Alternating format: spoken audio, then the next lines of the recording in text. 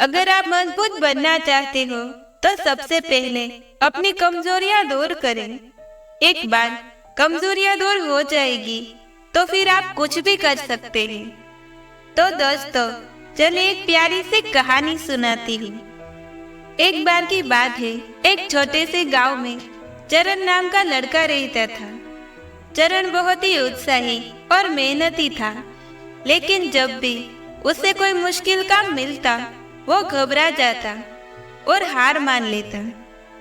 उसे लगता था कि वो कभी भी अपनी मंजिल तक नहीं पहुंच पाएगा।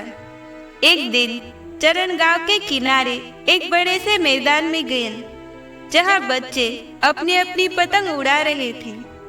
वहां उसने एक बूढ़े आदमी को देखा जो ध्यान से पतंग उड़ा रहा था। वो गांव में अपने धैर्य और समझदारी के लिए जाना जाता था। चरण ने देखा कि बूढ़े आदमी की पतंग सबसे ऊंचाई में उड़ रही थी और बाकी बच्चों की पतंगें नीचे ही थी। तभी अचानक आकाश में एक बड़ा बवंडर उड़ने लगा। सभी बच्चे डर गए और अपनी अपनी पतंगों को नीचे खींचने लगे ताकि वे टूट न जाए। लेकिन बूढ़े आदमी ने ऐसा नहीं किया। वो अपनी पतंग को बवंडर की दिशा में उड़ा रहे थे। चरण को यह देखकर बहुत आश्चर्य हुआ और उस बूढ़े आदमी से पूछा, बाबा जी, आप बवंडर से क्यों नहीं डरते?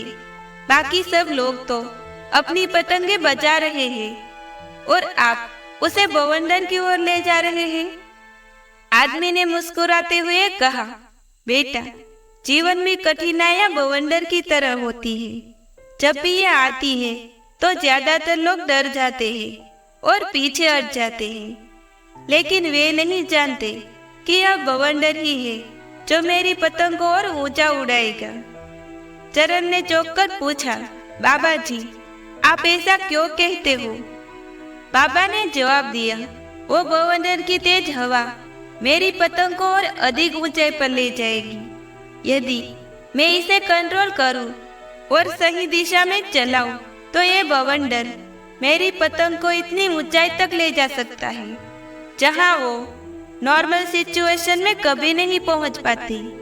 तभी अचानक चरण ने अपनी जिंदगी की परेशानियों को उस बवंडर के जैसे समझा और अपने लाइफ में आने वाली चुनौतियों को नए नजरिए से देखना शुरू किया।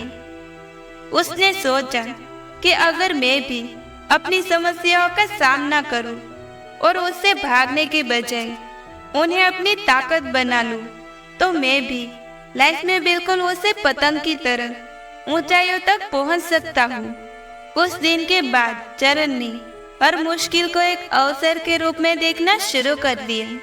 उसने महसूस किया कि चुनौतियां ही उसको लाइफ में ऊंचाइयों तक ले जा सकती हैं। बस उसे सही दिशा, धैर्य के साथ उन्हें उनका सामना करना आना चाहिए। तो दोस्तों, फिर मिलेंगे ऐसे ही अगली वीडियो के साथ। तब तक के लिए अपना ख्याल रखना और हमेशा मुस्कुराते रहना।